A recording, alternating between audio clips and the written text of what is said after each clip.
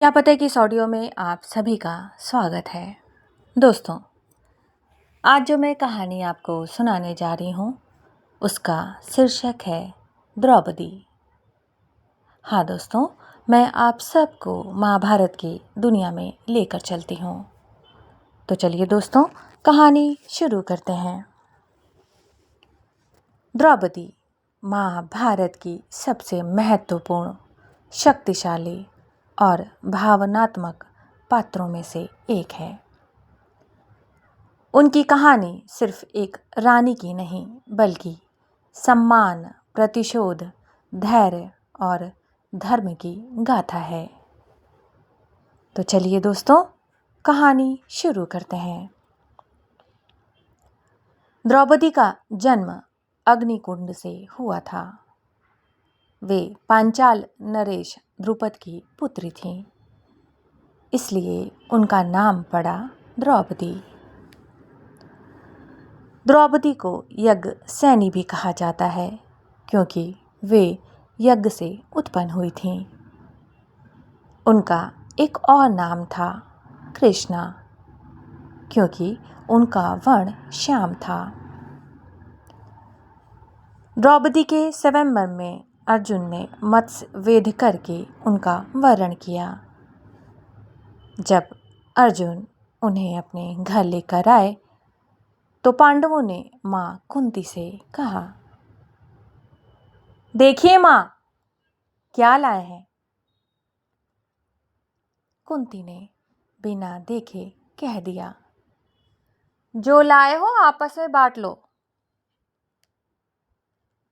ये कथन धर्म बन गया, इसलिए द्रौपदी पांचों पांडवों युधिष्ठिर, भीम, अर्जुन, नकुल और सहदेव की पत्नी बनी।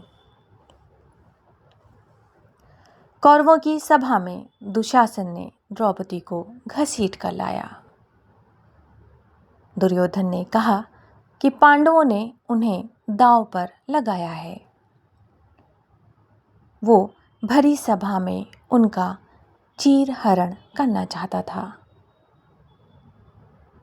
द्रौपदी ने कृष्ण को पुकारा, हे गोविंद, हे माधव, मेरी लाज की रक्षा कीजिए। हे गोविंद, हे माधव, मेरी लाज की रक्षा कीजिए। हे गोविंद, हे माधव, मेरी लाज की रक्षा कीजिए। और तब कृष्ण ने अनंत वस्त्र प्रदान किए। दुशासन थक गया, पर वह उनका चीर समाप्त न कर सका। ये घटना इतिहास की सबसे बड़ी अपमान कथा बन गई।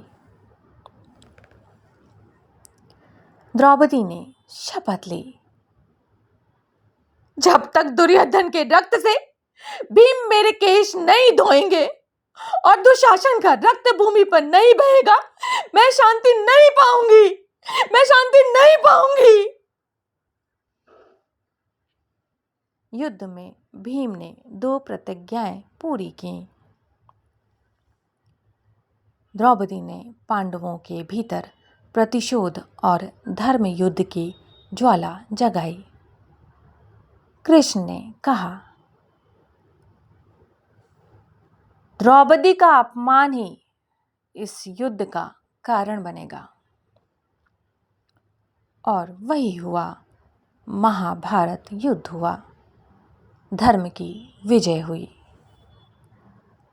द्रौपदी ने जंगल का वनवास, अपमान, विरह सब सहा, पर धर्म और आत्मसम्मान कभी नहीं छोड़ा। जिस दिन पांडव हिमालय की ओर गए, सबसे पहले द्रौपदी गिरी। भीम ने कहा, क्यों, ये तो सबसे धर्मपरायण थी। युधिष्ठिर बोले, द्रौपदी अपने हृदय में अर्जुन को सबसे अधिक प्रेम करती थी,